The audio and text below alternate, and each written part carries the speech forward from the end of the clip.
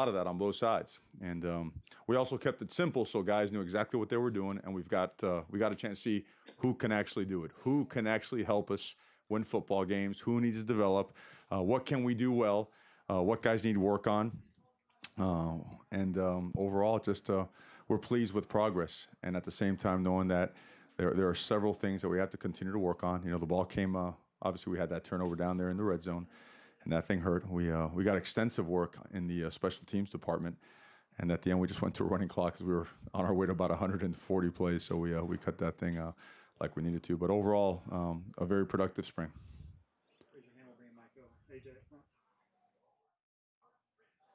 Coach, we were exposed to a lot of the young guys on your team today. Without even looking at film, any of them stand out and go, wow, that guy's going to play? I think you said it right. There's a lot of them. And I'll start on defense with Isaac Slade. I mean, that guy is a really good football player. He's going to help us win a lot of football games around here. Physical guy, instinctive guy. I look on the other side of the ball. How about Daywood? You know, Davis. Nice to see him. We always knew he had that track speed, and he showed it today. And all the running backs. You know, we gave TBJ and Taj the first couple sets with the ones. Then we want to see some of the other guys run. And they all did a really good job. C.J. Verdell continues to show that why he was such a highly recruited football player. I mean, he gets downhill in a hurry, and he's got a low center of gravity, and his vision is excellent. He was very productive today. It was good to see both quarterbacks make plays today, both Braxton and Tyler. Certainly got the ball out, got it out quick, got it out on time, was accurate. They were both accurate with the football. And it was, again, Alex Forsyth. I could go right down the line. Travis Dye, Jamal Elliott had a big run that he was all upset because we blew it dead, but we wanted to keep playing or whatnot. But he's a good football player. And Darren Felix also continues to show why he was such a highly recruited guy. He's a guy that's going to help us win football games also. So the tight end position is one I really like to emphasize as a point of progress for our football team. Those guys really found a way this spring to work at some of the deficiencies in the run game as well as the pass game, and they had themselves a really good spring, and we're counting on those guys. At what point this spring did you feel like that Kalana was back kind of 100% from missing last year? And then just in addition to the interception, I think he led you guys in tackles today, had a couple for a loss. I mean, that's Lana, right? Probably 2 weeks ago is when he really started getting into his groove. And Lana's instinctive, and Lana's a great leader. He just has a nose for the football, and he don't let his stature mislead you. He hits, and he hits hard, and he knocks guys back. Our guys rally around him. They really feel that he's one of those guys that could kind of change the momentum in our favor, make plays, really smart, line us up the right way, be a leader on and off the football field. So whenever a guy like that does well, it just inspires the entire team. He did so. It was great to see him make that play today. Back here, Coach, now that the spring session is in the books, did you have one big goal for your team this spring, and do you feel like they got close to achieving that goal? Oh, we had a couple, and a couple of them were limiting penalties. We had a couple today. I believe we had almost 100 plays, and I believe it was about 4 penalties, which is entirely too much. We don't want to have more than 1 penalty every 40 plays. That was a big goal. Ball security was another one. We have improved in that, even though one did pop loose. We did not cough one up in the running game, I don't believe, unless I'm missing something. The other part was we wanted to make sure that our culture got a whole lot better. And by that, I mean that we were going to demand of ourselves. We were going to teach as coaches. We were going to push and challenge as coaches and mentor. But we were going to demand more of ourselves as an entire program. Guys held themselves to it. And it showed. And it showed in their daily progress. It showed in our scrimmage last week and the one in Portland. And today, it really showed with some guys stepping up and showing that they're going to be accountable football players and that it's their time. I mean, when guys graduate, guys leave and move on, it is nothing but opportunity. It needs to be viewed as such, and our team is doing that. The locker room has taken much more ownership of the program. It's a good thing to see. In spring games, we typically make big deals out of one performance out of 15. But understanding how well your quarterbacks played, how much does this reflect what they did in the other 14 practices? It's indicative of what they've been doing. They've done a great job. Coach Arroyo really he's a detailed guy. He demands a lot of those guys. There's not much fluff in how he presents.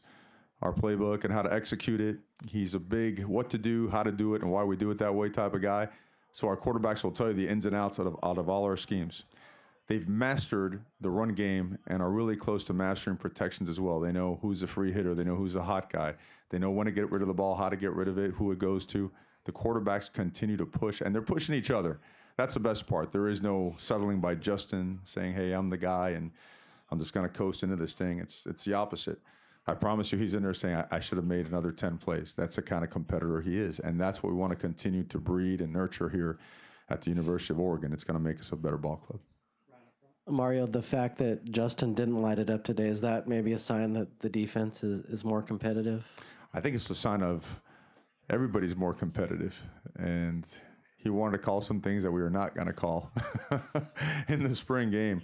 I think the defense continues to get better.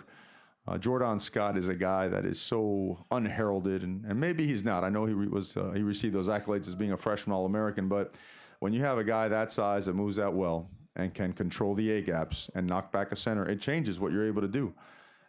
And you cannot underestimate the advancement, the progress of guys like Diamador and guys like Thomas Graham and guys like McGraw. I mean, these guys have turned it up. They know it's their time. They know that they're the ones now that have to lead the charge. And it's not just Ugo, even though Ugo, who has to be mentioned, he's done a spectacular job because he's moved around. We've played him at corner, at nickel, at safety. He's done it all. And he needs to be prepared to do that. And he needs to be prepared to teach the guys the system in the summer.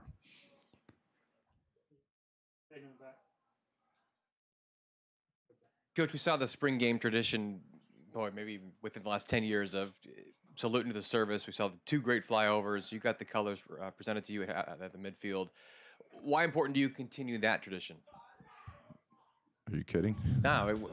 What's your background with that, and just to keep it going? Yeah, well, background, I guess current background is my father-in-law is a retired colonel in the Army, and my brother-in-law is a Special Forces commander, lieutenant colonel, on his probably coming up on well, I guess we're not supposed to talk about those kind of missions and whatnot and their ranks, but the military is the most unselfish service units and that you could ever imagine. I mean, the freedom that we have and all the things that we take for granted every single day, a lot of it's due to their battles and their sacrifices and what they compromise. So I know it's been a tradition here for a long time. I was blown away when I saw it last year for the first time in person. I mean, absolutely blown away.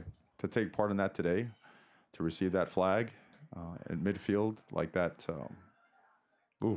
that'll hit you hard. It's an emotional moment, It's a big time thing for us. It really is.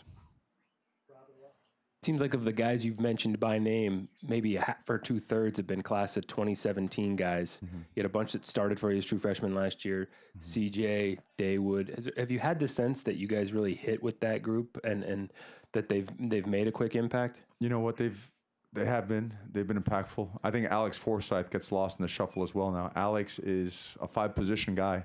Alex very well is in the mix to be a starter here on the offensive line. So he's a guy that I didn't mention. I should have.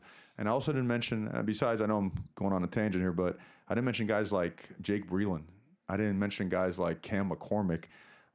The transition, being made by a guy like Camp Moyer. I mean, these guys played physical. They really took that next step as a physical group of guys. And we need that. We need guys that can knock back the C gap, that control the C area, guys that can run routes, stretch the field, be good in the intermediate passing game, guys that understand the quick game and leverage. We run tempo, so those guys have to learn to be a slot receiver, a Z, an X, how to line up as a tailback, how to reload from all kinds of different formations, what to do with the balls in the middle of the field, and you don't know whether to go right or left. I mean, these guys are almost like traffic cops. They gotta be able to direct, situate themselves, and align to execute. They've done it. They've taken a major step, and they've appreciated and enjoyed the physicality of the stuff we're doing in practice. And I know you guys don't get to stay around for that part of practice when we start going 7-on-7 and team run and those kind of things. That's where we have made the biggest advances in getting our feet in the ground, playing with a flat back and playing with good pad level, getting our hands inside and playing with better technique, and moving the line of scrimmage both ways. That's where we've made the biggest advancements. And I think the timing of our passing game also has done so. But the defense did a great job today with the passing game and making sure they were disrupting our routes and playing a lot of good man coverage. Coach, in your experience, what is the key to transferring good momentum in the spring into the off-season summer workouts? We just said it in there. We keep preaching that culture never, ever rests. And culture is something that we have taken to and have developed an affinity for. We talk about it daily. That's not enough. We have guest speakers coming pretty often, and that's not enough. We've got to practice it. It can't leave them for a second. The O can never come off there. It's our brand, right? It can never come off the heart, the chest, however you want to refer to it. We're ambassadors of this program, and we've made a decision. We've made a decision to make sure that we honor the past by doing better in present day in every sense of the word. And part of that, of course, a big part of it is doing it on the football field. That's a big responsibility, and 132 teams, we're doing that this spring. So what's going to separate us? The way we approach it, the detail that goes with it, the sacrifices we're willing to make, and what we're willing to tolerate. So it's not a complex formula. It is one that demands a lot of you, and if you're okay with those demands, you go really far. And our guys know that. They understand that. They want to honor the guys that came before them. They want to honor and uphold the legacy of what it is to be, a man of Oregon and men of Oregon. So we've chosen it. So let's go find out. Yeah, Coach, you kind of know what you have in Justin, star quarterback type. You're working on the line of scrimmage, big boys, getting stronger. Mm-hmm. Defense is getting better still. What do you have in your backup quarterbacks? Can you, obviously that was sort of an issue last year. Yeah. Can you talk about each of those guys, Tyler and Braxton, and after 15 practices, what do you think you have with Tyler? What do you think you have with Braxton? Well, there is certainly, it's going to be an interesting competition because they both showed, and they showed it today, that they both can be real good football players for us here. They can hit the deep ball. They're good with their feet. They've got great escapability, pocket presence. They know how to not only manage the offense, they know how to run the offense. They can make explosive plays. They can both make most of the throws, just about every throw in our offense right now. By the end of the summer, we expect them to be able to make every throw in the offense. They are working their way to mastering the protection side of it, which is critical, right? You've got to know who your blockers are, who they're blocking, and when you don't have one, because it changes what you have to do with the ball and with the protection. They've got the right mentality. They're competing, and they know that it cannot be handed to them. And they've also, the best part about their approach, they haven't just sat back and said, okay, well, Justin's the guy, let's go compete for number 2. It's never been mentioned. It's never been brought up. They have to be the best player they could possibly be. And that's the only way we're going to be able to continually be successful, because injuries are going to happen, right? And we can never, ever enter a panic mode when a guy goes down, regardless of how good that player is. The other part is, yeah, I know it was tough when Justin went down last year. We got to do a better job as coaches, okay? You have what you have, and when a guy goes down, I know it's hard, and we see it in the NFL and in college football. And I totally get it. But being that that's the case, we have to do a better job having a plan of when things don't go exactly that way. Hey, let's be part of the solution instead of part of the problem, right? So where the coaches are doing the exact same thing we're demanding of the players. We're not going to demand one of one side and out of the other. This culture thing is, encompasses the entire program. And quite honestly, it's an awesome feeling. It really is. I mentioned this to my wife last night. I go, God, I love this team, and I love the approach and the mentality. And I know our kids are 8 and 6, but they better get good at football so they could come here one day. You know what I mean? So but that's a little ways away, and they got to gain a lot of weight. But how did you guys enjoy it out there today? You guys have a good time? All right. There were some big plays made, and leaving this game with a positive performance and experience is worth a ton, because it validates all the hard work and everything we have demanded of each other, and that will carry over into the summer. And our schedule, again, it starts and it doesn't stop for a while. Our bye weeks are scheduled kind of where there is a 4-game or a 5-game deal, and then you're able to have, but it really is unrelenting, and we have to prepare for that. And to be relevant in October, November, you better be good in January the year before, right? And you better carry that through spring ball, and you better have a great summer, because that's when it's going to show in October and November. Coach, on the way back, I'm guessing this is the one game where the final score doesn't really hold a ton of weight to you. I know coming in, the defensive guys were wondering if that point system was going to be fair. They got beat by 25. Did you feel like the offense played better than the defense today? I thought in spurts. I thought it went back and forth. You know, you see sometimes we do hold off. We hold back some guys. we got some interesting guys, but we were able. We want to see guys play against each other to a certain extent, and sometimes we'd pull guys. And sometimes I'm the referee. I'm not very good at being a referee now. I mean, guys were tagged off, or a quarterback might have been sacked, and I'm like, hey, first down. So I missed a couple calls myself. So some of those stats might be a little bit skewed. It was good to see 3 and outs on the defensive side. It was good to see sustained drives. And it was good to see our guys on 4th down, when we did go for it, that there was a lot of success, because we want to be aggressive. We want to play with confidence. And the best way to do that with your players is to not show any hesitation or reservation when there's a critical situation and you have to make a play. So our guys have to get used to it. They are getting used to it. And quite frankly, they look forward to it. They want it. Mario, what's the most important part of this weekend for you? Is it the game, or is it the opportunity to get a bunch of recruits on campus and showcase your program a little bit? There's a balance. It really is. Number one, we don't want any injuries, right? Let's call it what it is. Recruiting is the lifeline of any program, right? But still, your most important recruits are those guys in the locker room, right? Number one guys in the program are the one or two, the program and its future are the guys that are already here. Now, that being said, their experience is always going to carry a lot of weight, and maybe the most weight in anybody's recruiting process, because I do believe that since the inception of recruiting, about 125 years ago, any prospect that visited a campus was told, hey, our place is awesome, right? You always hear that. You want to make sure that you're always doing things the right way. If you do things the right way, it always pays off in the right way. We bust our behinds for our players, okay? We have discipline and we're demanding, but we do not cross that line and end up on the demeaning side. We provide them with opportunities and challenges. We make sure we have their back. We push academics hard. We demand of them to be high achievers. So I know it doesn't sound like fun. It's kind of fun, all right? It's kind of fun, and it's rewarding.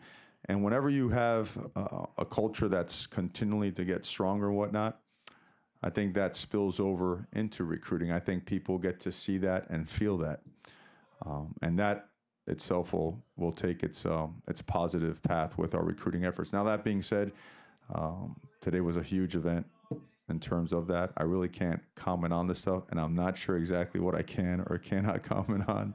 So I'm going to play on the safe side of compliance. I know Jody's somewhere out here. Always much respect. So, but I think you saw what that to me, the biggest thing that needs to be mentioned, I know we talked about football, is our fans. How about the noise that they make? Not a lot of it when Marcus was introduced, right? More than the touchdown, but the support, the way they came out in numbers, the energy that they bring to this thing. When you're walking out of the tunnel, mind you, this is a spring scrimmage. I don't know how it is like, how it's like in the rest of the Pac-12, but I know that coming out of that tunnel, approaching the field, and that energy, that noise, the support, and then you walk out on that field and the seas of green and yellow. I mean, come on now. Who does not and who cannot get excited and at the same time feel indebted to our fans and the support that they give us? Okay, that's a big part of the equation, a huge part of the equation. We want to make sure that we make them proud and put a product out there on a week-by-week basis, including the spring game, that they can be proud of. So many thanks to them. They were awesome. They were awesome. And I know the referees, we got to tell the referees, they try to cut us off at shout there at the end. So I had to stand over the ball and made sure we, that we got it done, completed. But kudos to them. They were awesome.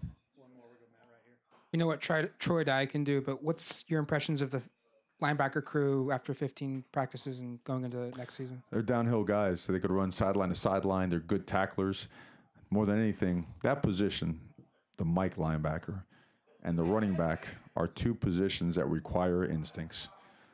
You can train an offensive lineman, you could train a big-bodied athlete to do some things, and you could train a defensive tackle to do certain things, but those two positions require guys that have just natural instincts. They can see a double team formulate and a back block and a puller, no, boom, that's power. I got to go ahead and scrape for skin and go ahead and blow up the B gap. And that's a very natural thing. Same thing for a running back. If you tell a running back, well, look at this guy, and if you see opposite color, then jump cut it and then come this way. But if you see that, can't do that either. Those guys have these natural like lamps, right? These big old eyes that could see it all, and they could work their way through some stuff.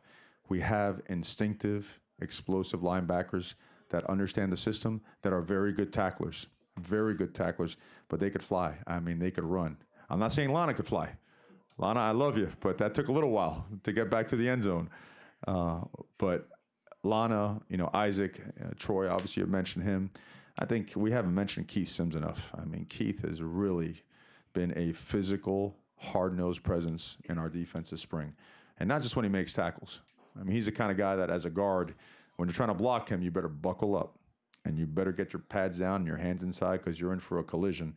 And that also changes the whole demeanor and sets the tone for a game. So appreciate those guys like crazy. They're always trying to negotiate sacks during the scrimmage. It's like, hey, coach, that was a sack, right? I'm like, yeah, it's a sack. It's a sack. You're good, man. Coach, I tagged him. I know. You got him. But they're awesome guys. They're great competitors, and they've made us better offensively. Thanks, Coach. Okay, guys, thank you for being here. I hope you enjoy it. And looking forward to seeing you guys soon. Okay? Have a good one.